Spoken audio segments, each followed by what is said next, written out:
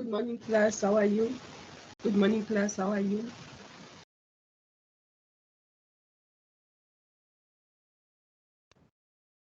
Morning, Ma'am Linda. Yes, I'm okay, Johannes. How are you today? I'm okay. How are you, ma'am? No, I'm fine. I'm okay today. Okay. You were supposed to have, let's just go to the content now. You were supposed to have homework where you were supposed to draw up a income statement for your business and you discuss the elements that are contained in that income statement. And I went further to say you draw up a balance sheet and you discuss the elements that are contained in that balance sheet. Okay, the other homework I'm going to give you later, you are going to calculate ratios, liquidity ratios, profitability ratios, investment ratios, and all. Like liquidity ratios, when you calculate the current ratio, you tell us the meaning. If it's profitability ratios, when you calculate current, what is it, gross profit percentage, net profit percentage, if you get 50%, what does it tell you? What does it entail? So I'm going to look for that income statement and balance sheet, then you calculate all the ratios. You don't only end on calculating. You are going to tell us the meaning that, okay, the gross profit percentage is 85%, is 50%. Then it means the current ratio is 2:1 when you're on liquidity. Then it means, yes. So it means you're going to research further on the internet and Google accounting ratios and you read their meaning, the calculation, the formula. Okay. We are now going to continue to investment ratios. I'm going to share here.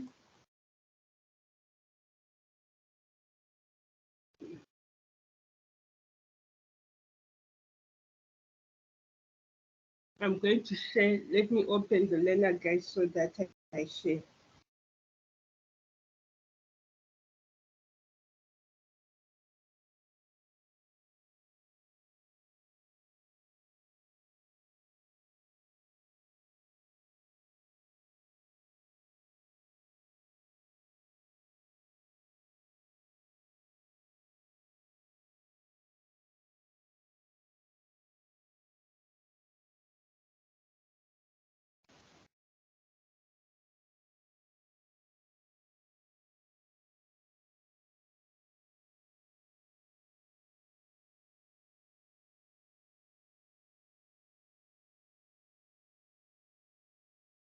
Okay, I'm sharing now.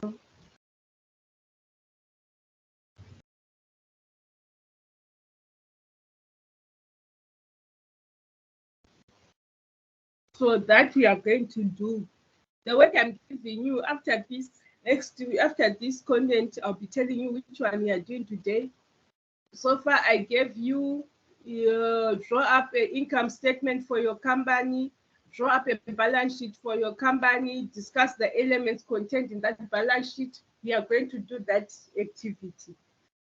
Then the other will be about calculating ratios and what they mean and what it entails.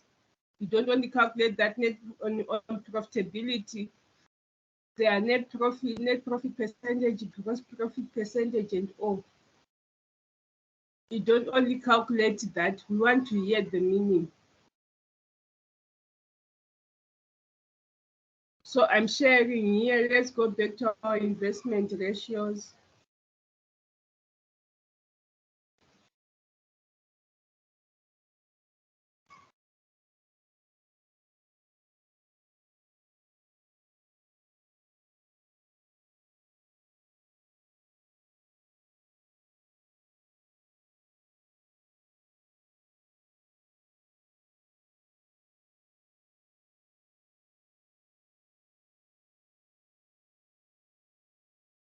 Okay, forgive my background noise.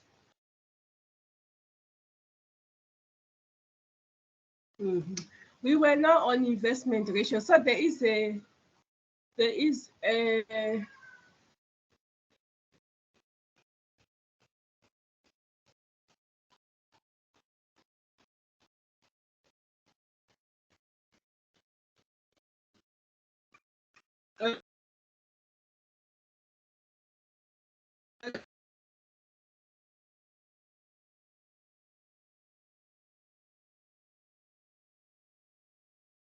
okay, let's just see minutes. Let's just do it for 10 minutes.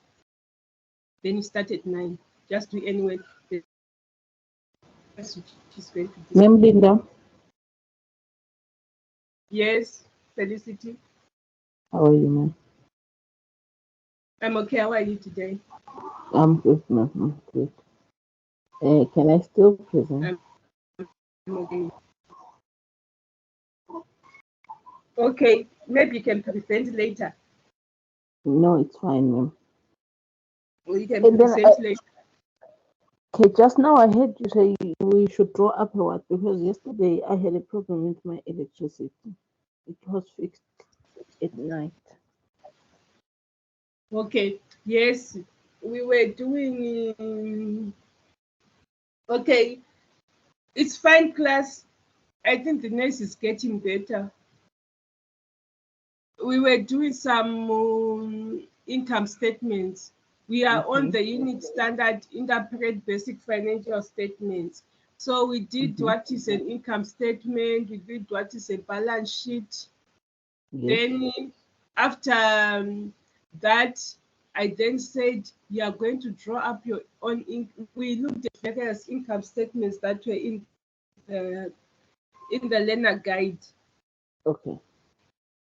Then after that, I then said, draw up your own income statement and balance sheet, then you interpret it for us. Okay. So that is the work which you are going to do later on. You draw up your income statement Income and your statement and balance sheet. balance sheet. Yes, then you interpret for us. Okay. All right. Thank you, ma'am. Okay, let's just meet at 9 to maybe this background noise would have stopped.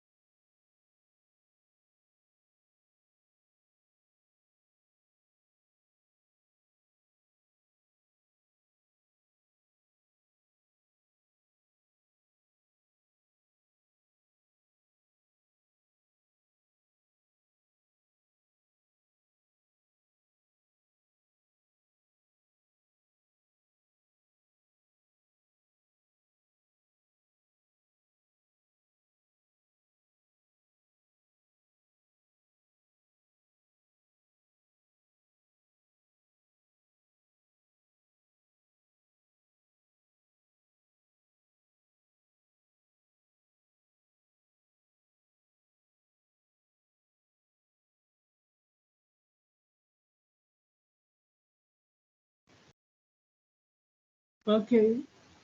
You just have to start. You just have to start. Forgive my background, please. You just have to start. Okay. Then I said I'm going to give you another homework that you calculate the ratios. You calculate the ratios and their meanings, profitability, liquidity, investment ratios, gearing ratios. They're all types of ratios. Ma'am Linda, Yes. I'm sorry that I'm late. Yes. Yes. Who is it? Not Ando. Otando, how are you, ma'am? No, I'm okay. How are you, Notando? I'm not well. I'm experiencing load shedding, but finally, at least I have logged in. Okay, I'm so sorry. I'm so sorry. It's beyond your control. Not shedding is beyond your control. Yes, ma'am. Yes, we were just doing what we're just continuing from where we left. Yes, Okay, sir. ma'am. Thank you so much. Okay, dear. It's okay. So we were now on investment ratios. So yes, you are going to go to the internet, Google the type of ratios. As I explained, that there are many ratios, profitability ratios, for example, net profit percentage, gross profit percentage, liquidity ratios, for example, current ratios, investment ratios, gearing ratios, which look at the level of debt and all. When you Google them, you also read the meaning of what you get. If you get a net profit percentage of 25%, if you get a gross profit of 50%, what does it entail? What does it entail? We also talked about assets and what liabilities. So we're now going to investment ratios.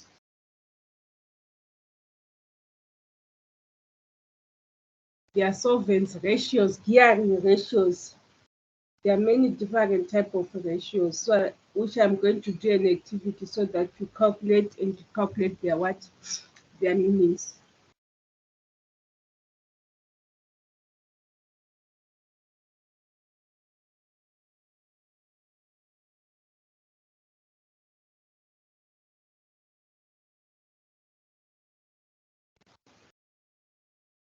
Okay, on performance ratio now.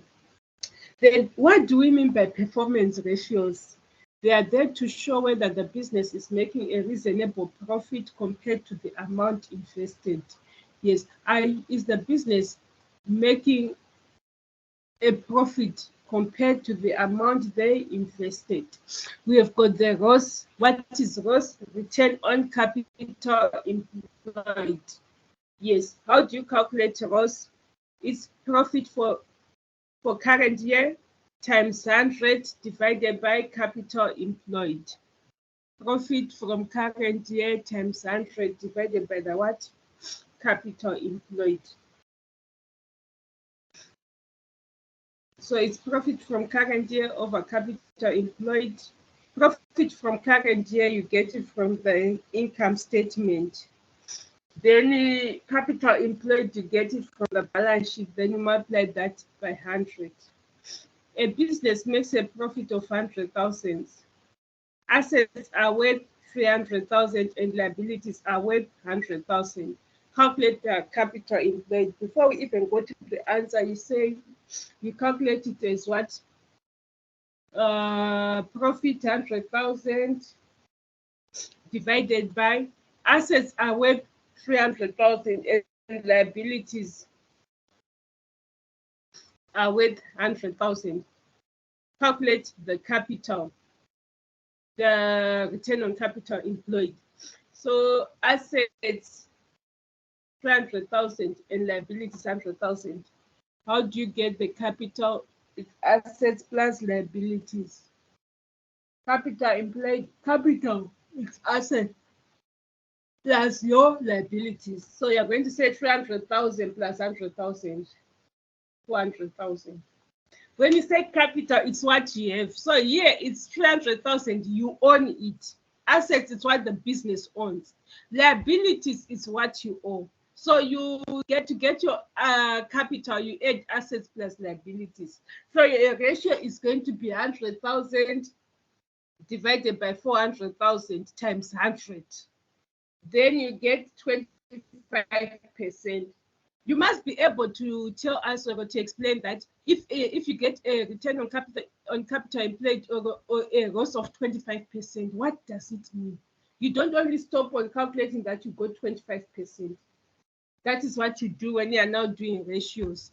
You are going to see, you are going to see when you further your studies that when you are doing your degrees and or when you come to this section, you don't only calculate that, okay, ROS is 25%. They are going to ask you what is the meaning of this 25%. So again, we go to the, if you look at my screen, return on capital employed gross percentage equals profit from current year. The profit was outlined that it's 100,000. Then capital employed, you add your assets and liabilities. When I added my assets and liabilities, I got from 400,000, hence making the ratio 100,000 divided by 400,000 times 100. We got 25%. You are going to tell us what does that 25% mean. Yes, so you do your further research on the ratios. We have got the solvency ratios. So no, solvency ratios is the ability of a business to pay its long-term liabilities when they fall due. Yes, is the business able to pay its what long-term liabilities as they fall due? So they're saying solvency ratios are of interest to long-term creditors and shareholders. This group are instead interested in the long-term health and survival of business firms. They are interested because investors, they want to see that is the business making a profit in the foreseeable future. There's no use to invest their money in a business which is not making a profit. Because the sole reason of investment, it is because they want what? Profit. The sole reason of investment is that they want profit. So they are saying these groups are interested in the long-term health and survival of business firms. In other words, solvency ratios have to prove that business firms can service their debt or pay their interest on their debts as well as pay the principal when the debt matures. So the business, we are saying it must pay the interest. Then when the debt matures, it must pay the principal amount. The gearing ratio now, gearing or leverage ratio, you calculate is a long-term liabilities over capital employed. All these solvency ratios, some of the information you get them on the balance sheet. You go to the balance sheet, you get the total of the long-term liabilities. You go and you also get the total of the capital employed and you multiply by 100. When you get that gearing ratio, you must be able to tell us what it means. If you got 40%, if you got 20%, what does it entail? So if you do your further research on the ratios, it will tell you that if you get a higher gross profit maybe of more than 50%, this is what it means. That maybe the business can cover its long-term liabilities when they fall due. Debt equity ratios. Debt to equity ratios here is the ratio between debt and equity. Obviously here,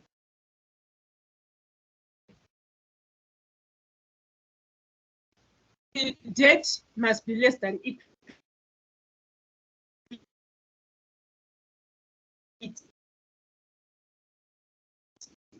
So let's not say that liabilities are more than your debts.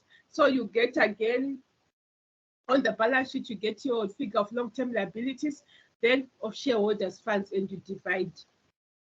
Maybe to be 1:2, 2:1, and all. But you must get a 1:to something. If it's 1, it must be 1:, less than 1. If it means 1:1.2, it means that the business long-term liabilities are more than the debts. So here on the gearing ratio, you see what I'm meaning here. You see that here on the gearing ratios, that debt is to equity. Yes, gearing ratio. What is it? Debt equity ratio. Long-term liabilities over shareholders' funds. Then it tells us now what it means. That if you get 1:1, it means that the business is able to pay its debts, but upon payment for the debts, it will remain with no capital. Yes. Then if your ratio got 1:2, the business has enough share capital to meet the debt. If you got 2:1, the chance of the business moving forward is not possible and it is likely to be declared insolvent. Insolvent is when the business collapses. Yes, the business can no longer be able to operate in the foreseeable future. So you see that you don't only end on calculating the ratios, you explain what they mean.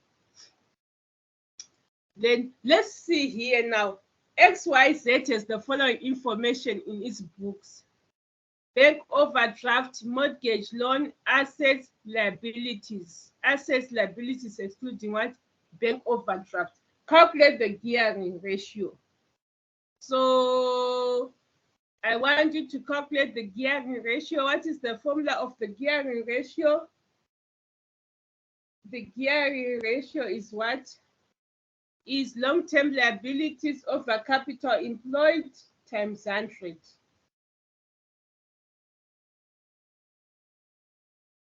Over capital employed times 100.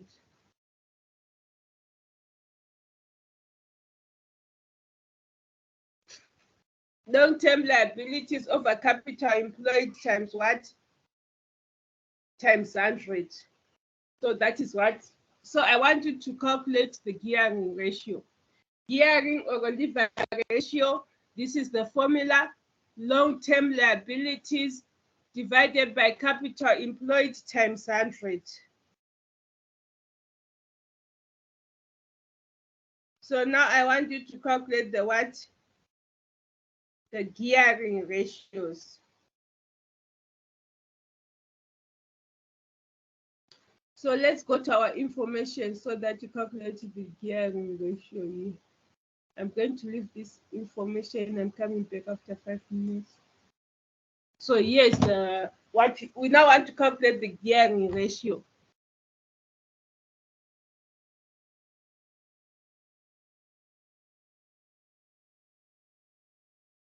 Okay, 5 minutes. Do this for 5 minutes. I'm coming back.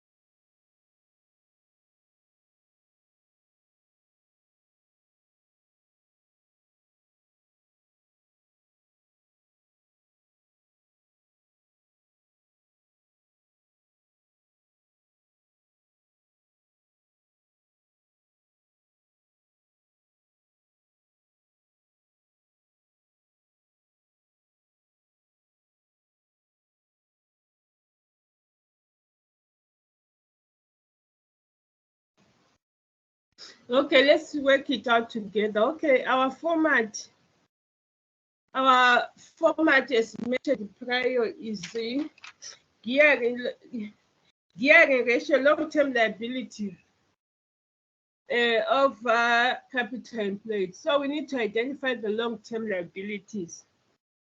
So long-term bank overdraft is a short-term liability. Mortgage loan is a long-term liability. So here we've got only mortgage loan. Then capital employed, we add our assets plus liabilities equals to capital. So we add 600,000 plus 200,000 plus 200,000 because they're saying excluding. If it was including bank overdraft, we were going to say on liabilities 200,000 minus 30,000. But since it's excluding, we take the whole figure of liabilities. So our capital employed now is going to be what? 600,000 plus 200,000, 800,000. So times 100. So our ratio is going to be mortgage loan 300,000 divided by capital employed 800,000 times 100. What percentage do you get?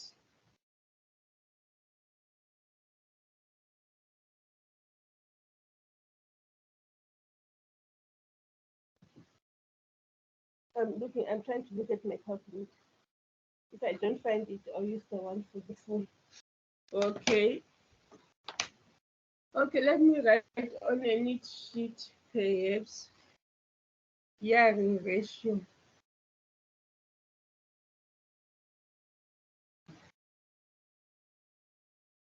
Long-term liabilities.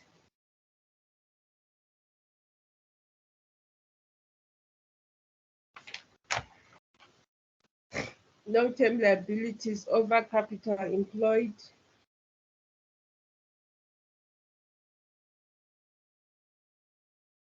Times 100, which is going to be our mortgage loan divided by 800,000 times 100. Where did you get here? It's what? Mortgage loan. Here it's our assets plus liabilities.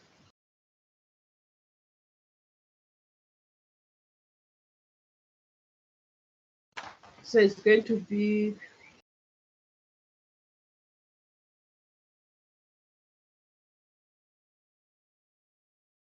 which is going to be 37.5%. Let me try to take it. So yes, now we have to know it's 37.5%. We have to now say what does if you get I'm sending it on the group. If you get a gearing ratio of 37.5%, what does it mean? You don't only say 37.5. What is it? What does it mean? What does it entail? So let me try to send a picture of this.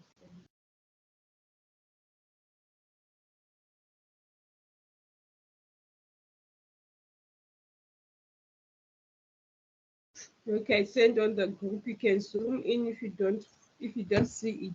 So this is how you calculate. Remember, your capital equals to assets plus liabilities. Capital, let me see again. So I hope you can see that.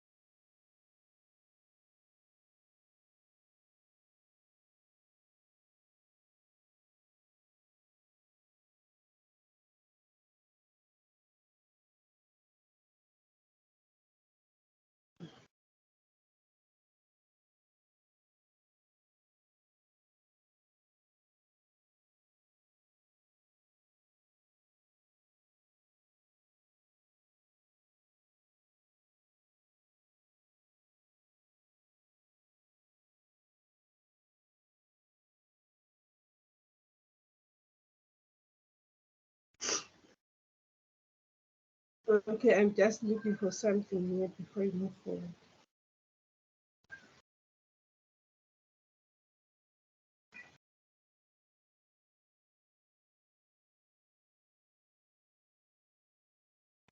No. Okay, let's delete this. Because capital equals to assets minus liabilities. Let me start again. Our capital, because capital, it means what we have, so that is what I was finding out. So let me start to work again. Our capital is equals to assets minus liabilities.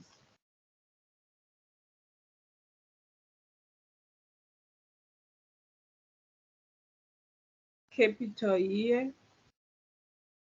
Just a moment.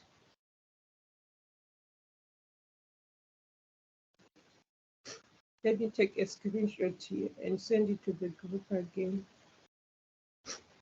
It then changes our formula.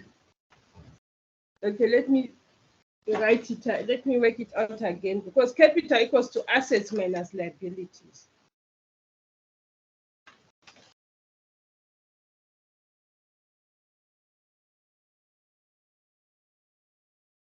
So our gearing ratio will now be long-term liabilities. Remember, they said excluding bank overdraft. Long-term liabilities over capital employed.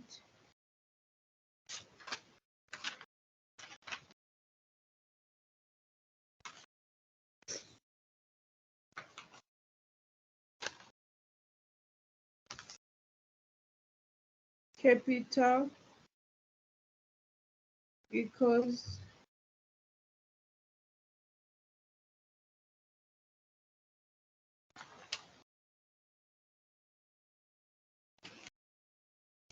okay, sorry, I'm just wearing gearing ratio. Oh, forgive my background noise. Gearing ratio equals long-term liabilities. I'll send the picture.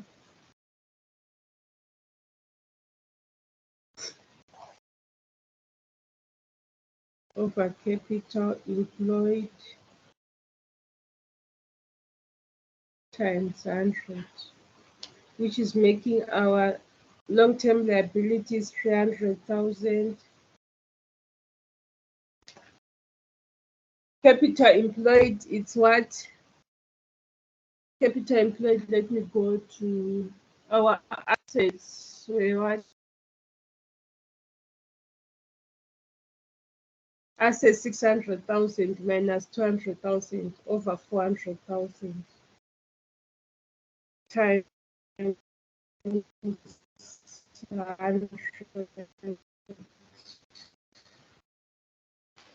Here is consists of mortgage loan.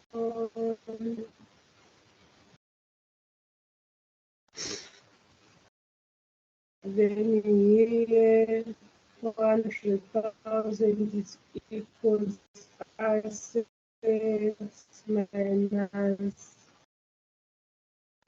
liabilities. Our assets were 600,000, our liabilities were 200,000. Then all we get what? 75%. So yes, you must be able to say, what does the 75% mean? What does the 75% mean?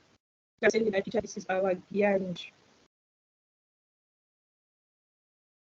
Okay, this is our gearing ratio.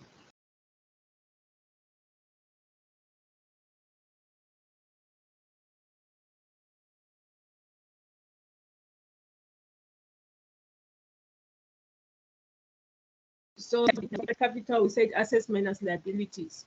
Then you get a 75%. You must be able to explain what that 75% means.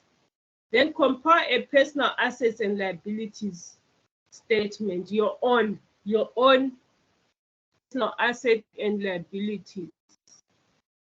You're now compiling your own now.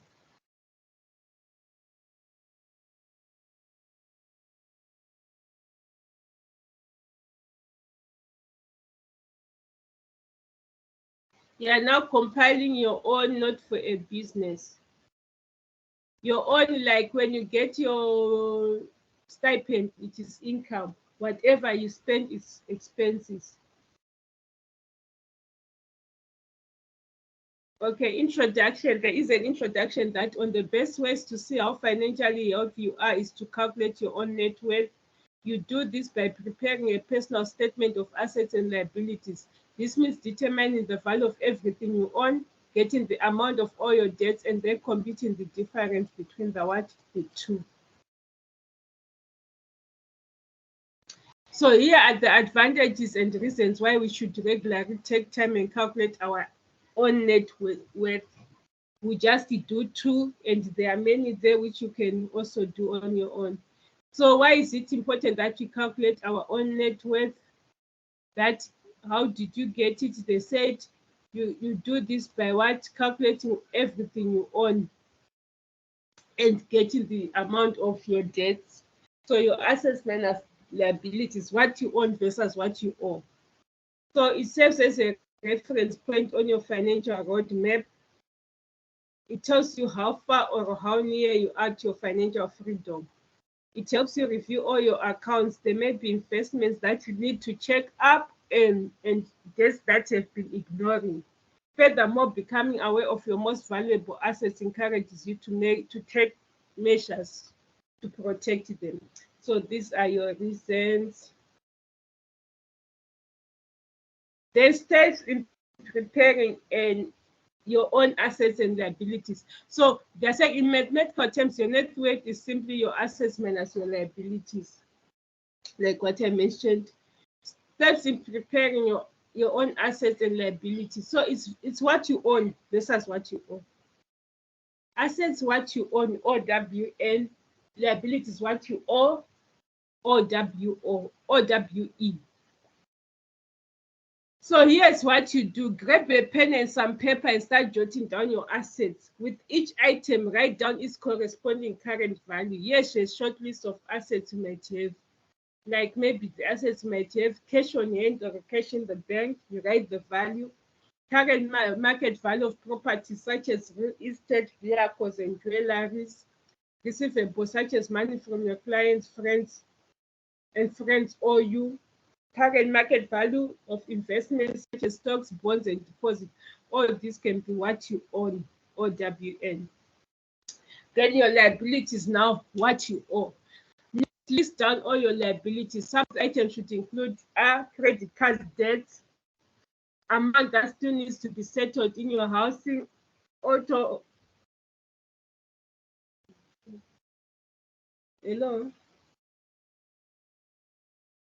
Yes, good morning.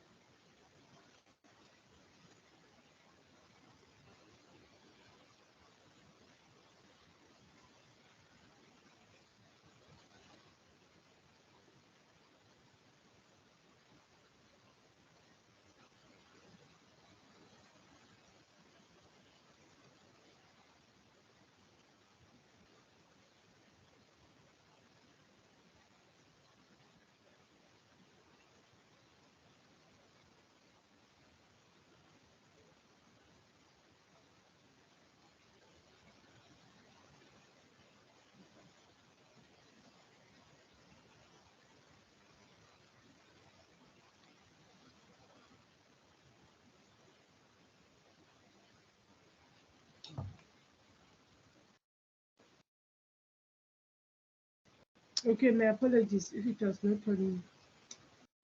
not on mute. Okay, we then go to our liabilities, credit cards, debts, amount that still needs to be settled in your housing, auto, or a salary loan. So this is what you just owe. So now this is how you're going to prepare your own personal assets and liabilities. You list your assets here, everything that you owe, and you list the value. Then what are you going to do? You list this is what you own, yours in your name. You put the assets. Liabilities, what you owe. OWE, what you owe others. Yes. Let's say you owe Mashoni some money, you write it down here. Yes. Like a short-term loan, you write it down. Overdraft. If your bank account has got a provision of an overdraft, you write it down. So you then put your total liabilities. Then you say net assets less liabilities. Net assets less liabilities. Then that is how you get your own personal what. So it's a matter of saying your assets, what you own, OWN, minus your liabilities, what you owe, OWE. Then you get your net worth. So it's, you now say your assets minus your liabilities.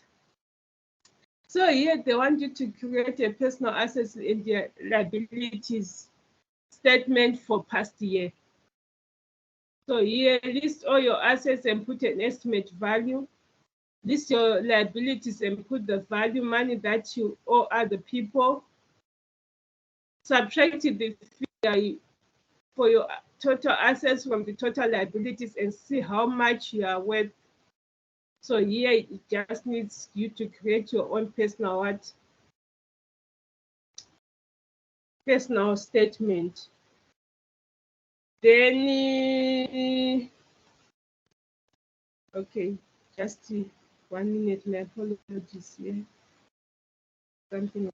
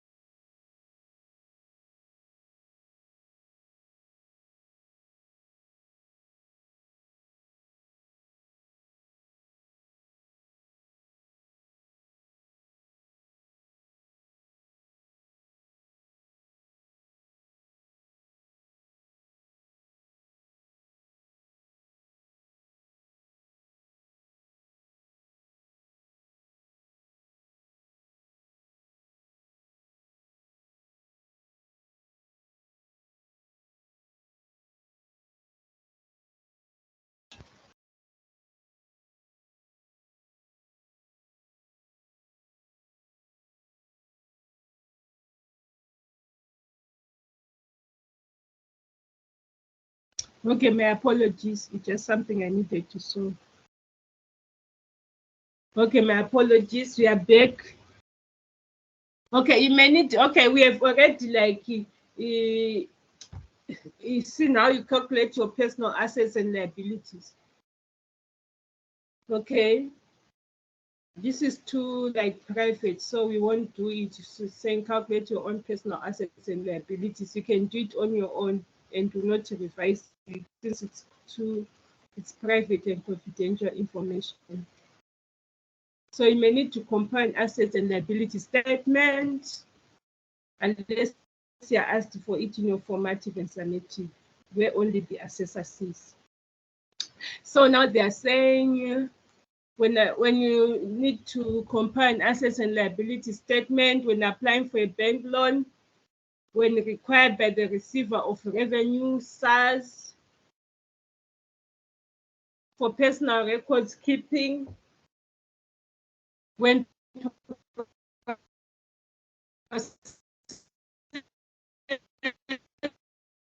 since the estate, when managing your debt, when you need to compile your own personal statement. Then they're saying, why do banks request you to list your assets and liabilities before granting you a loan? Yes, why do you think so that banks need to, let's have a discussion. Why do you think banks need the assets and liabilities statement before granting you a loan? Remember when you're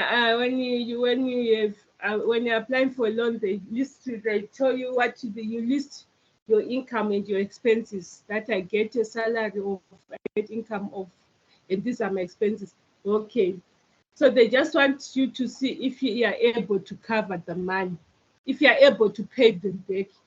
That is what they want to see. Are you able to pay them back? Are you able to pay them what? Back their money. That is what they calculate. You are going to see, if you've never applied for a loan, when you apply for a one, you are going to see they then start capturing.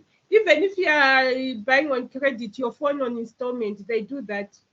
They ask you how much you owe, you get your income, how much you spend on it, so that they see the amount of money left. They just want to see if you are able to meet that debt.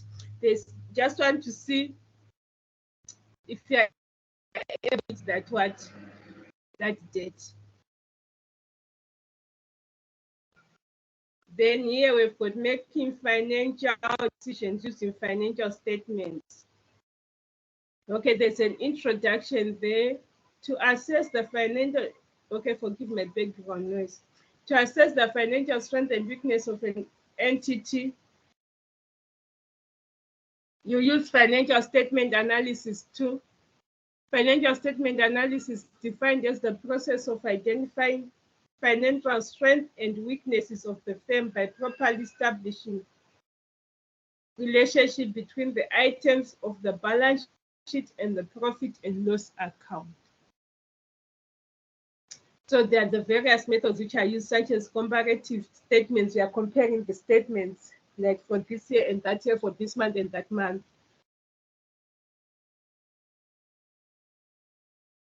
Stage of changes in working capital, common size percentages, like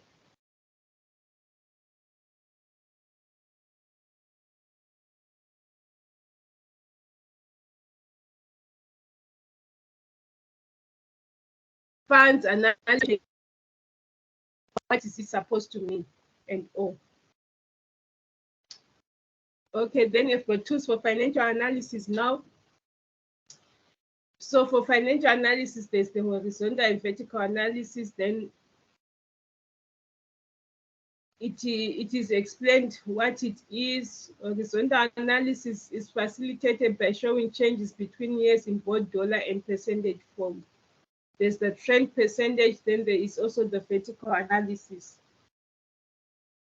Then you've got the ratio analysis now, what we're working out, saying profitability, the investment, liquidity ratios, solvency ratios, and all. Account ratios definition, advantage, classifications, and limitation. The ratio analysis is the most powerful tool for financial statement analysis. Ratio simply means one number expressed in terms of another. A ratio is a statistical yardstick by means of which relationship between two or various figures can be compared or measured. Ratios can be found out by dividing one number by another number. Ratios show how one number is related to what? To another.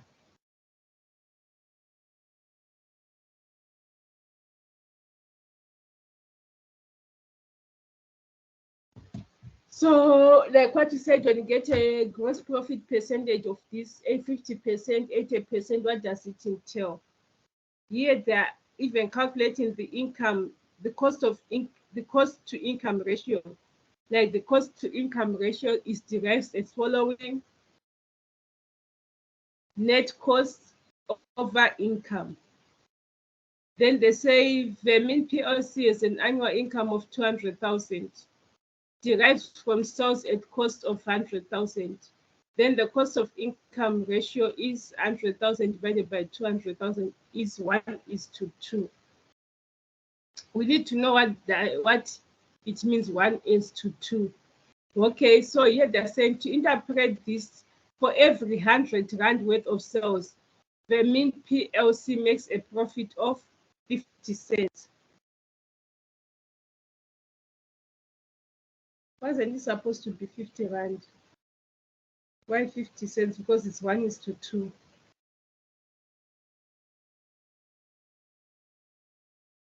I think it was supposed to be 50 Rand. But yes, they're saying because it's 1:2. It's 1:2.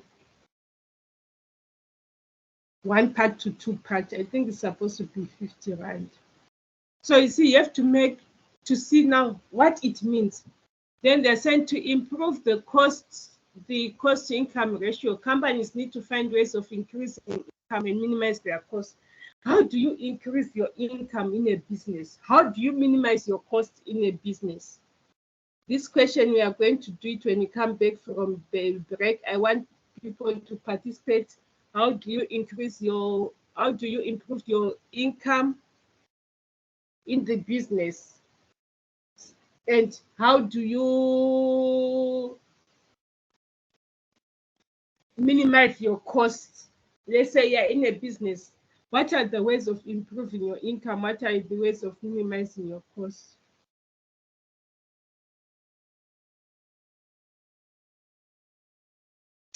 Here we are going to look at the relation. Turnover is the same as sales.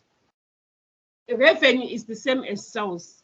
So a relation between turnover, income, revenue, sales, or earnings and profit. So sometimes it can be used interchangeably, that instead of seeing sales, you see turnover. Instead of seeing sales and turnover, you see revenue. So sometimes these words can be used interchangeably: sales, revenue, and turnover. Okay, here they're saying turnover, income, revenue, and earnings and profit are commonly used in the field of accounting. Before at times used interchangeably, but they are different. You see, they are used interchangeably, but they have a difference. Okay, turnover, it is a term that describes the source of income that the company earned from pursuing its operations. In a retail or selling organization, this would be the sales that the company made from retailing to third parties. Then they also explain income, revenue, sales or earnings, the differences. Then profit, what is it? Profit is the difference between income and expenditure. If you get a positive figure, if the income is more than expenditure, you get a profit. If expenditure is more than income, you get a loss. Then we look lastly at cash flow and liquidity. The financial statements in annual financial statement is the cash statement. The cash flow statement is empty. Like when I said there's the income statement, there's the balance sheet and the cash flow statement. So now the financial statement in annual financial statement is the cash statement. The cash flow statement is aimed at showing interested parties where money can come from and where it went. When a cash flow statement is done, non-cash items such as the depreciation expense are removed from the calculation to reflect the movement of cash through the enterprise. Then the concept of liquidity can be understood as such. For example, a family has 3 houses but no money in the bank. Your family may suffer a cash flow problem. Technically speaking, the family wealth is a net asset value, but the sums of the values are the 3 houses. That assuming there's no mortgage bonds. So when there's no mortgage bonds, they're assuming that you owe it in full. You are not paying the bank for for that house. But with no money in the bank, liquidity is a problem, as well as the family has its money tied up in the houses. So what happens? Then they're saying when you have cash in the bank, you're said to be liquid. When you don't have cash in the bank, but your money is tied up in assets, you are said to be illiquid. The concept of current assets is easily liquidated within 3 months. That means you expect the cash within a short period of time. In a nutshell, the concept of cash flow in relation to liquidity is how much money is coming into versus how much money is going out. So in short, we are saying a cash flow statement compares how much money is coming in the business versus how much money is going out of the business.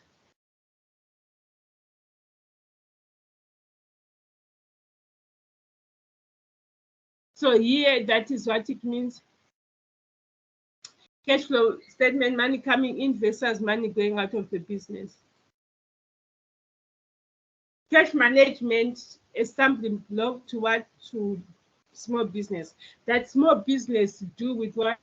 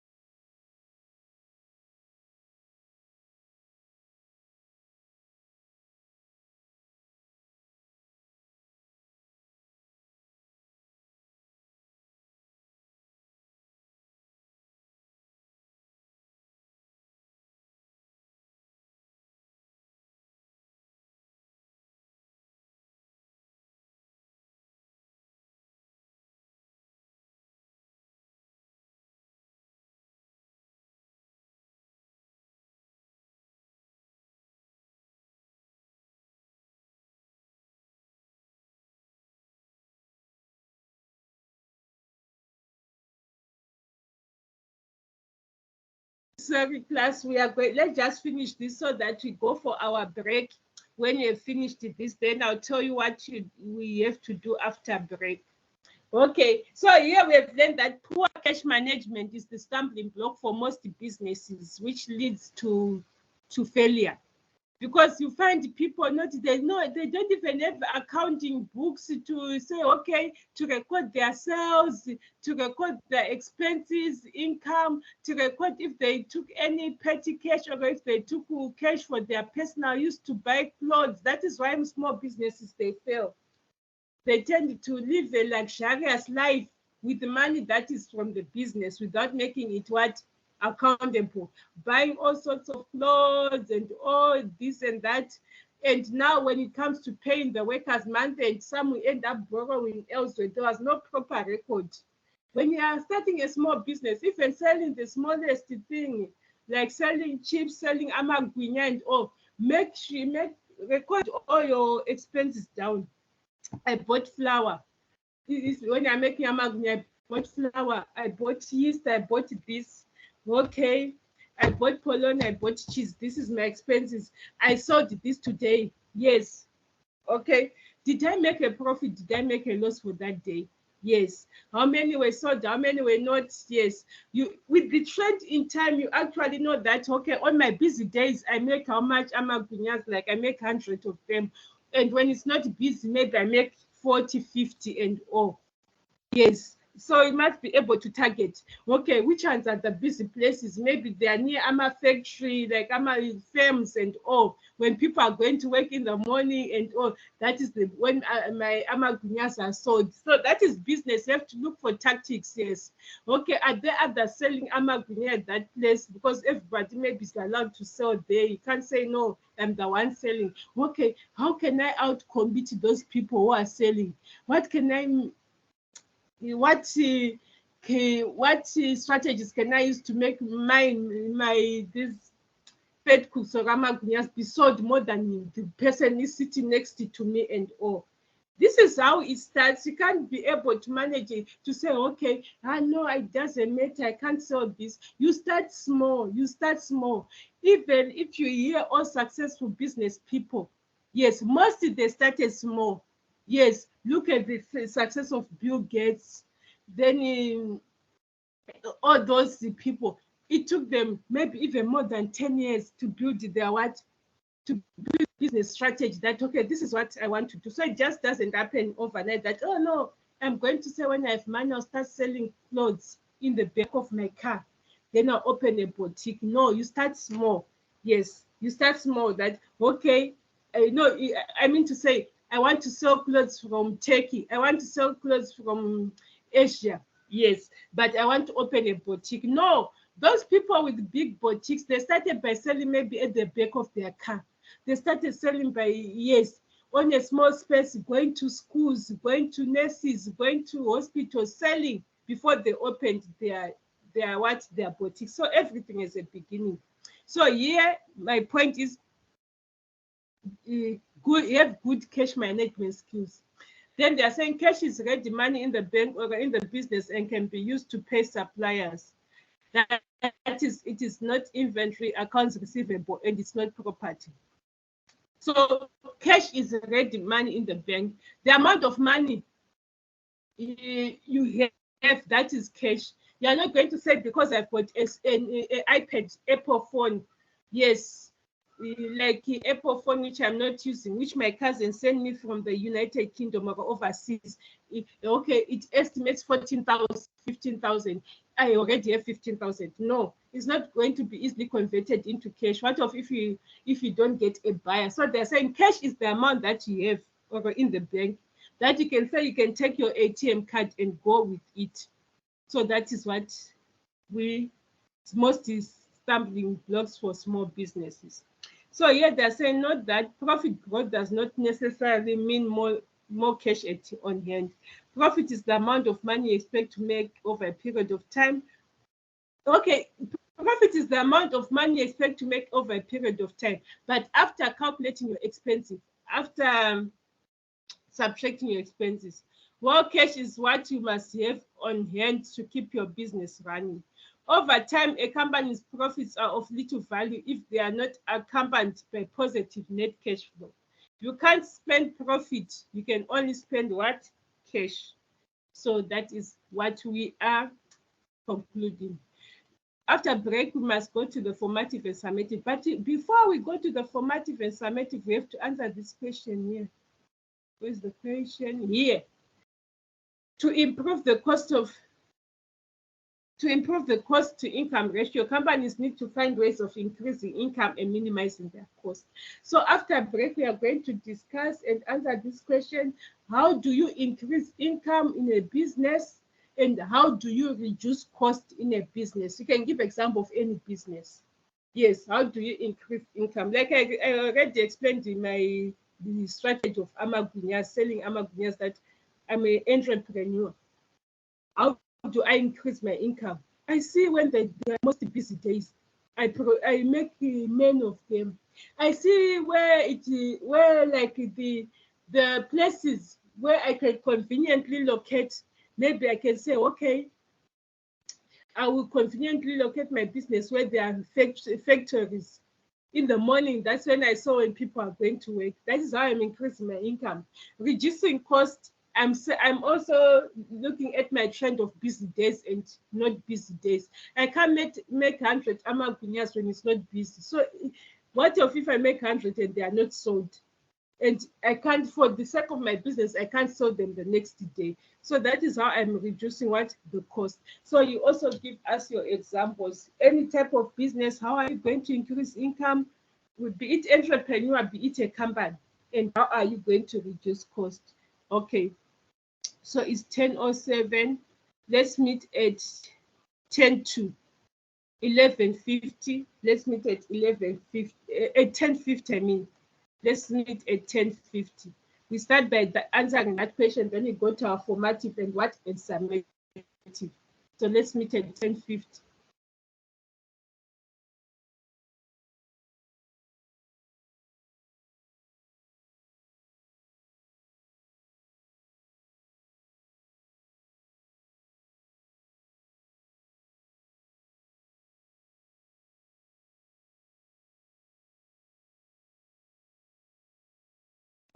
Ma'am Linda, may I please log out? I will come at 10 minutes to 11. Okay, not 100. Yeah, it's fine. It's okay. You can. Okay.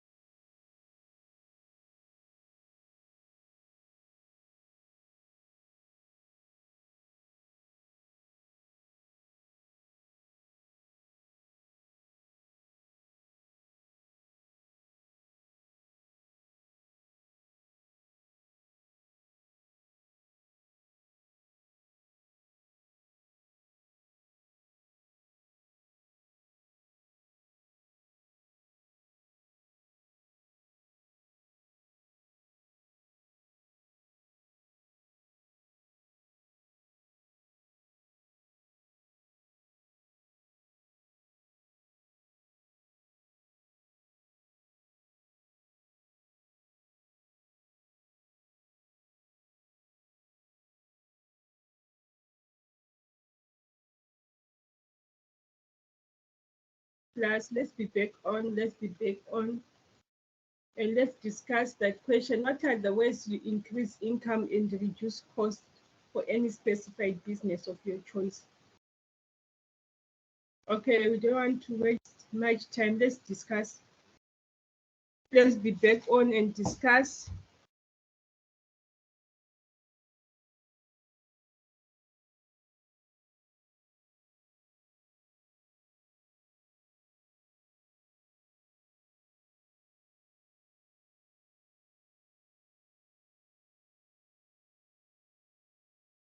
Let's discuss what are the ways of reducing cost or increasing income for any specified business. Can you discuss, please? We need to move further. We need to move further.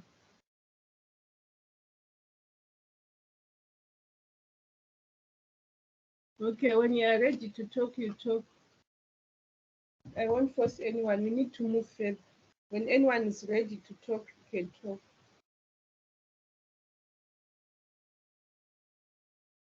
Because it's like I tell you what to do, then you go against it. So I don't know the meaning of that. Linda. Yes, Joannis. I have quite a few answers from my Googling.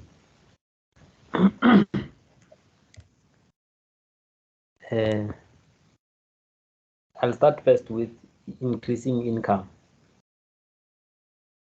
Yes, increase income, yes. Yes, I think the first thing to do when it comes to increasing our income in any business is to set up a customer base and then expand it. Funnel in Yes. more customers. And not only Yes. more customers. Amongst the customers that you already have, you also need new customers. Yes, yes. And then you need to reassess prices. If you have many customers, or if you already have many customers, when it comes to prices, it means, okay, let me say it like this. Let's say you have many customers, and then when you have many customers, it's much easier to make money faster, even if your prices are not too high.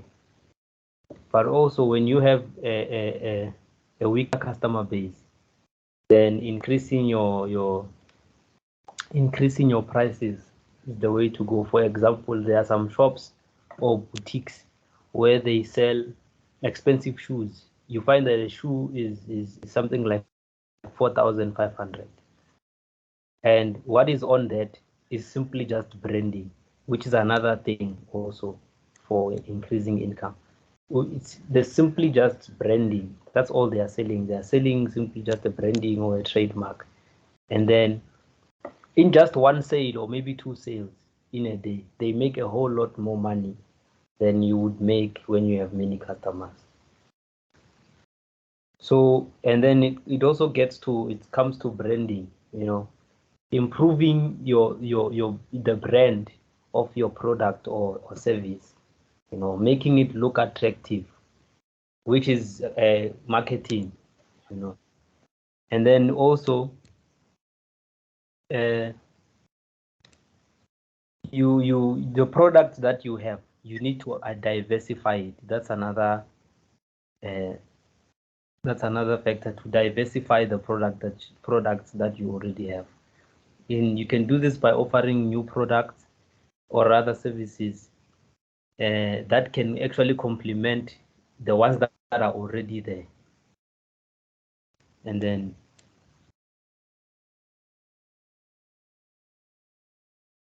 online sales as well. Yes.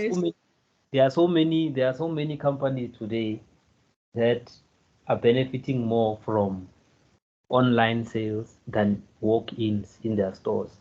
Everyone is buying things online with all the payment options that are available, with credits that are being given every single time.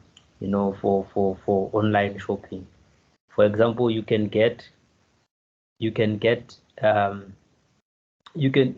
people that usually don't qualify for a credit card, but credit card companies can actually, you know, collaborate with upcoming, you know, companies that offer credit to say maybe you can pay in the next 3 months for, like example, your PayFlex and MobiCred.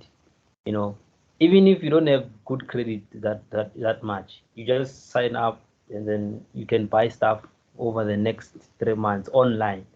So which is why you can collaborate. It's also another thing, collaboration, to collaborate with other, you know, to collaborate with other companies. You know, Adidas, for example, is collaborating with PayFlex. You can use PayFlex to buy things from Adidas. It's a lot, man. It's a lot. Being online. Yeah, we are interested. You can continue. Oh, okay. And then another one.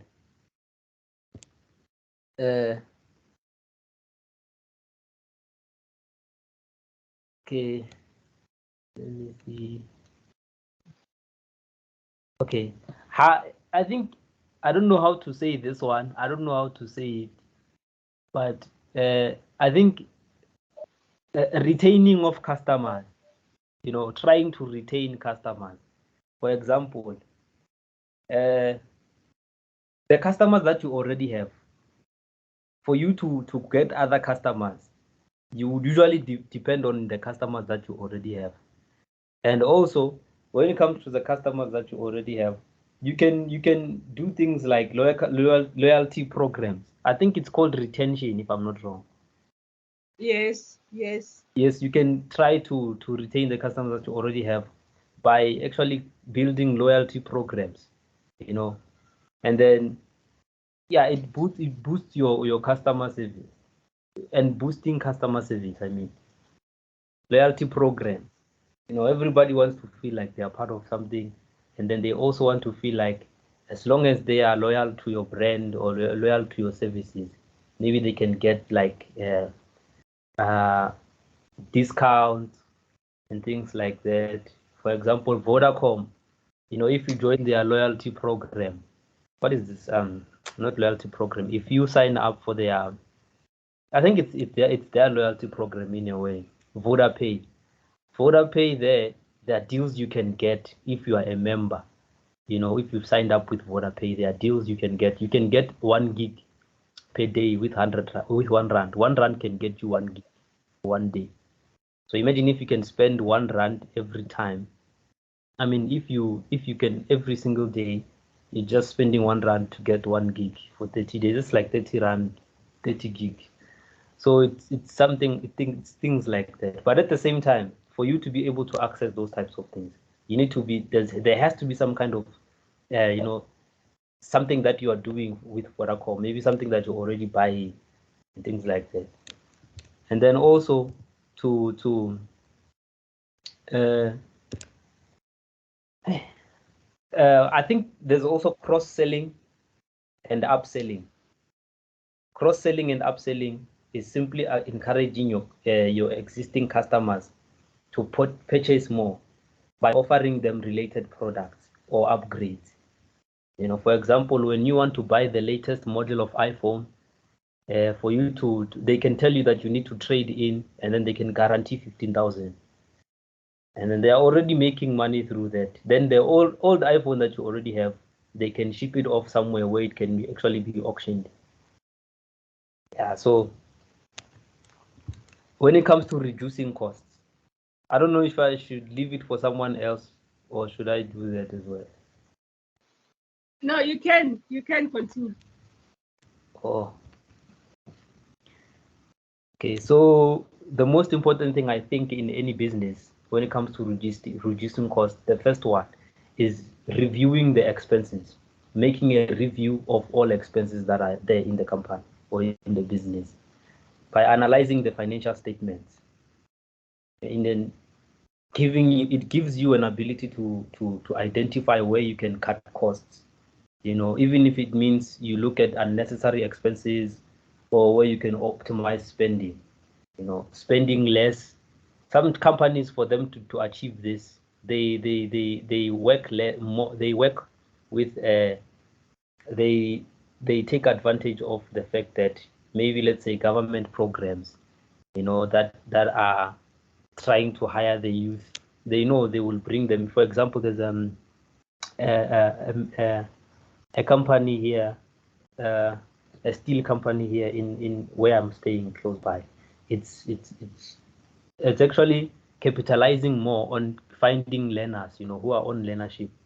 They put them on a learnership, government learnership, and then they know they save money through that.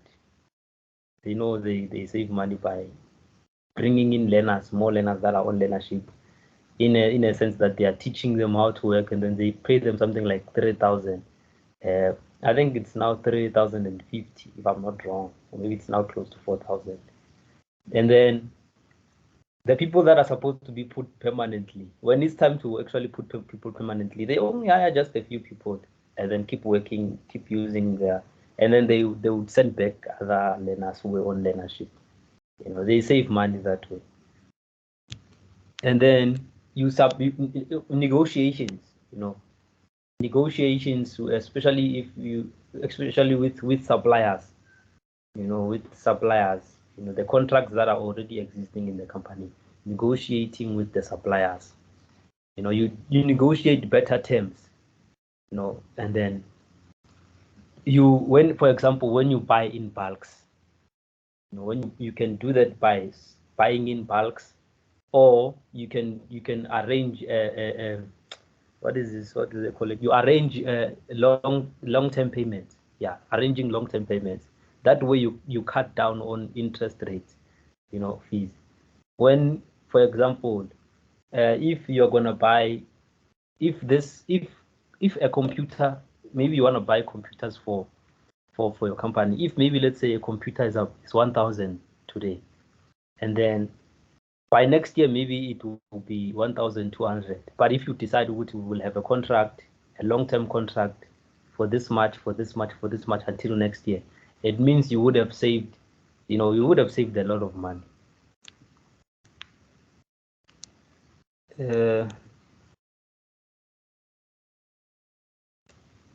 Okay, yes. Even remote work, this thing of working from home, it benefits, many companies. That's just an example. When you can work remotely, it saves many companies a lot of money. And then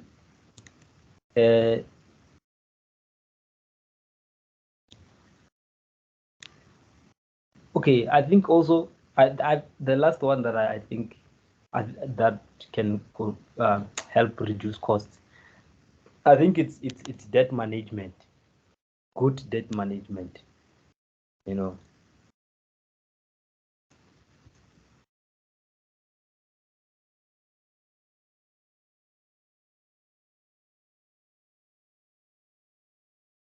Yeah, ma'am, that is all. Well, thank you so much, Johannes, for the well-researched answers, research. That was so kind of you. Thank you. While some were having their break, you were busy with your work. Thank you so much. That was well-researched. That is very informative as well. Is there anyone else who needs to add something? Is there anyone? Is there anyone who needs to add?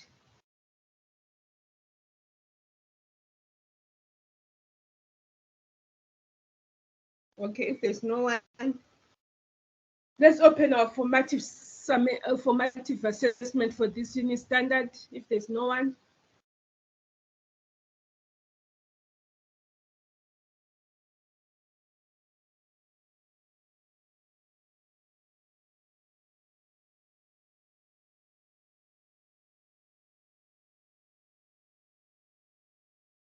Okay, if there's no one, let's open our formative assessment.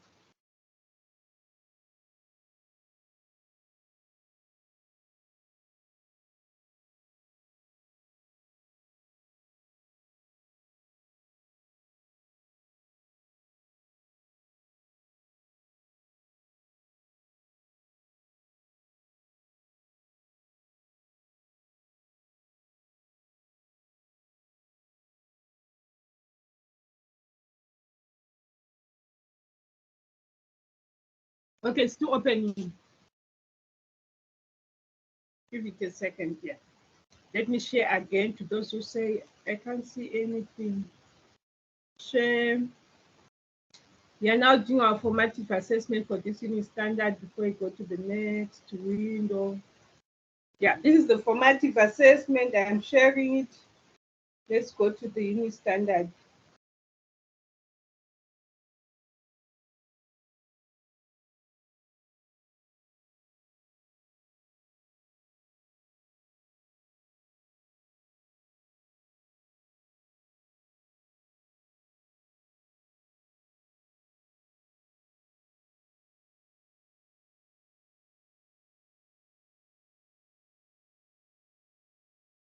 Okay, I gave you the dirty field.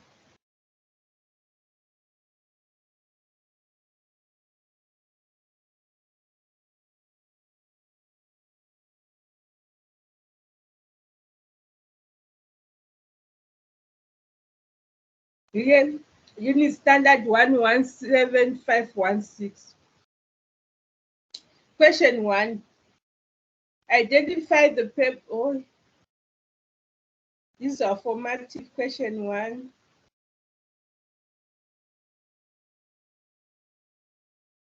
For instance, here, unit standard 117516. Question 1. Identify the purpose of an income expenditure statement. 4 marks. So you're supposed to identify the purpose. Don't tell us what is an income and expenditure. They want the purpose of an income and expenditure. Indicator of an income and expenditure statement are required for companies. How often are they required for companies?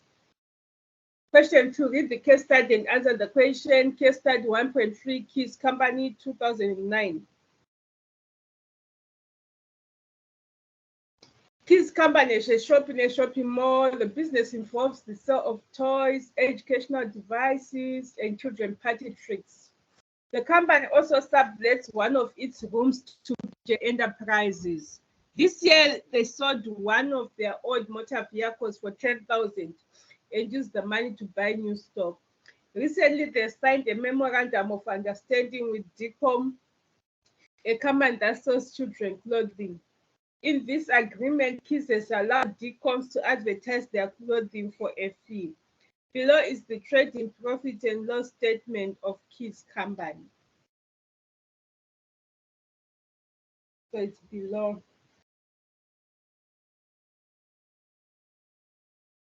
Here, trading and profit and loss here. They've got their sales, 150,000, opening stock. We now want to find, we said less cost of sales. How do you find them? Opening stock and purchases minus closing stock, you get your cost of sales, which you subtract from your sales, and you get your gross profit. Then you subtract expenses and you get your net profit. And you get your net profit. Then, okay, wait. Let's go to the questions. Identify the sources of income of Keys Company for the year 2009. You're supposed to identify the sources of income. Then analyze the following income statement for Keys Company for 3 different years and answer the question that form. So there's 2009 here, there's 2008, there's 2007. From the evidence, evaluated that the business is financially viable based on the 3 financial award statements. You are going to see whether it is viable. On that, you can also see with the profit, is it improving from year to year? Yes. You can see also with the expenses, are they decreasing from year to year? And also you're supposed to comment on that, whether the business is what? The business is financially viable. You comment on that. Question 4. How often should companies prepare balance sheets? How often should companies prepare balance sheets? Then define the following balance sheet terms using examples. You define and use an example. What are fixed assets? And you give an example. What are current assets, and you give an example. Long-term liabilities, and you give an example. What are current liabilities, and you give an example. So 2 marks for definition and 1 mark for example. Question 6. Kutsong Trading is a company that is involved in chemicals, and they started their operation in 2007.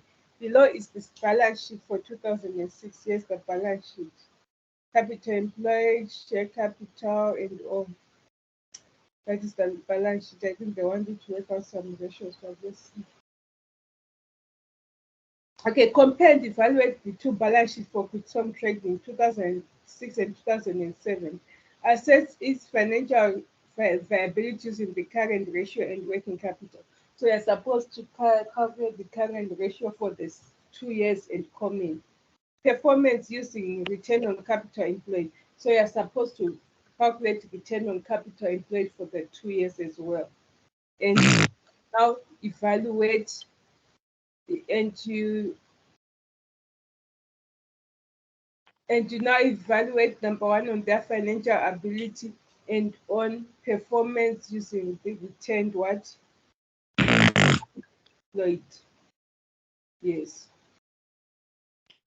So it's calculating financial for the current ratio for the 2 years and comment.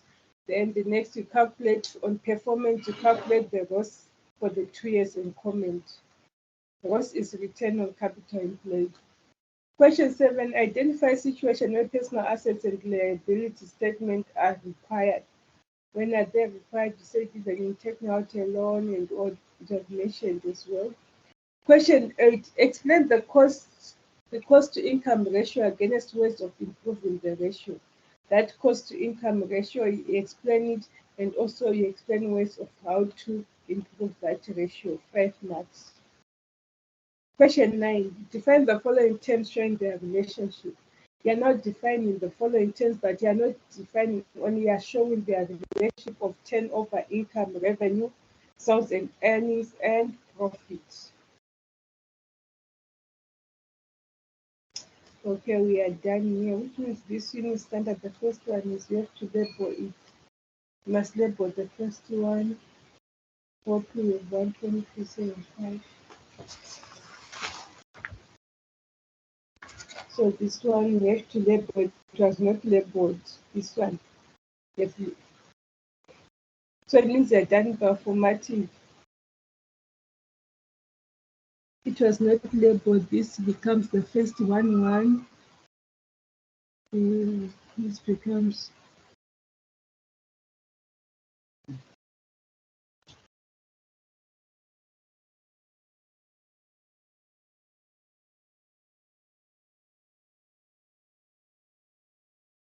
okay.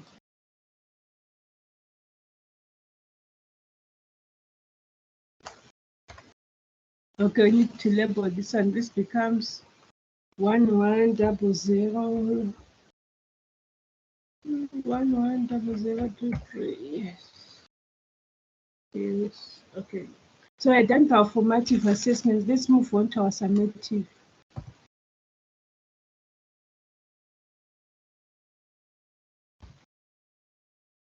Okay, I'll save it. Save as.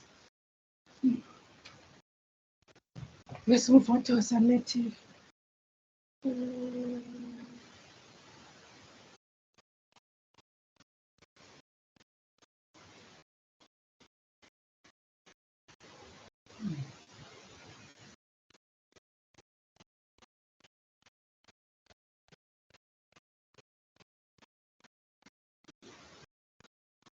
Okay, I done the formative. I'm now opening summative.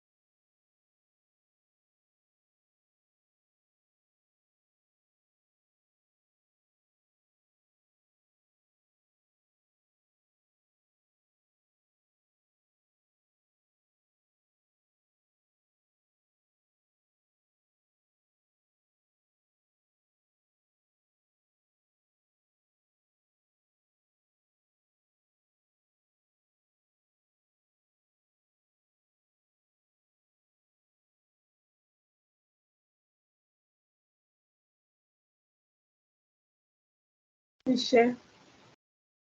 Let me share.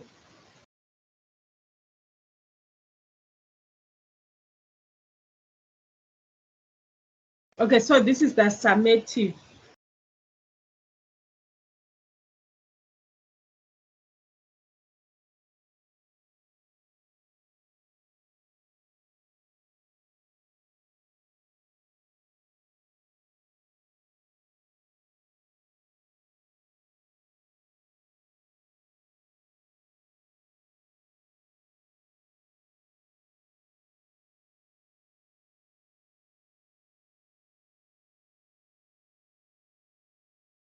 I never even labeled the first one as well. First one here. Let's label it.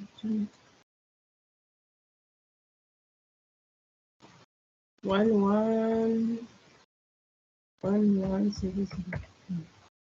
Okay, let me save it. Okay, let's go to hours 11715. This is the summative man now.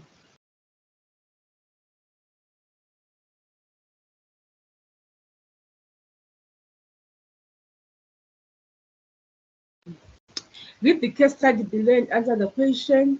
Notan is a private individual who works in an office as a consultant.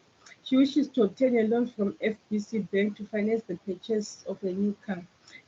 Big Sharks has requested that Semi produce an income and expenditure statement to demonstrate them that she has income necessary to meet the repayments of loan, which amounts to 1,000 per month. Sami has drawn out the following statement. Okay, this is the thing.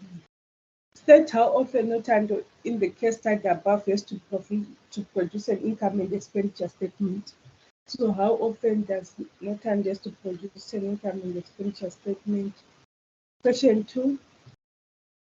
Kelly Fast Foods is caterer. It is caters. Okay. Kelly Fast Food caters for breakfast and lunchtime crowd in a nearby office park and the residents of a small residential area.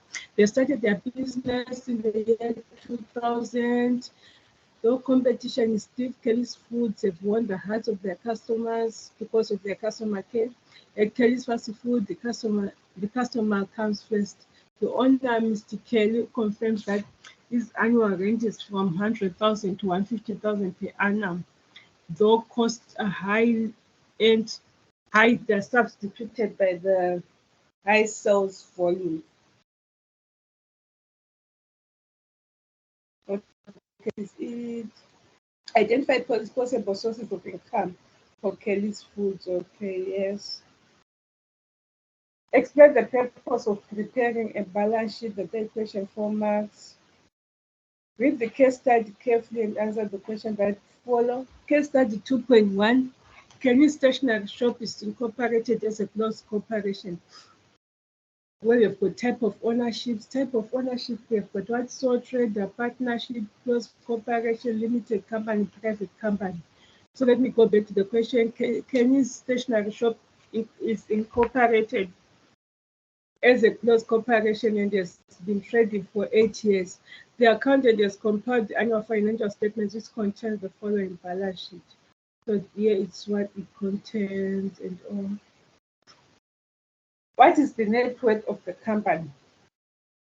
You should be able to calculate the net worth of the company. So you Google, you get the net worth of the company. Give 2 examples of the following. You are not explaining, you are only giving the 2 examples like fixed assets, like land and buildings, current assets, stock and debtors, long-term liabilities, mortgage loan, bond and all, current liabilities, stock, debtors, bank cash, and you can think of.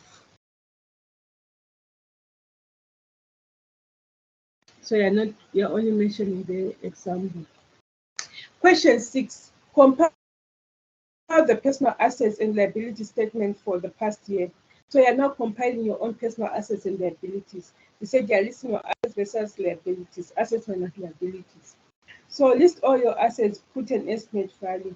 List your liabilities and put the value.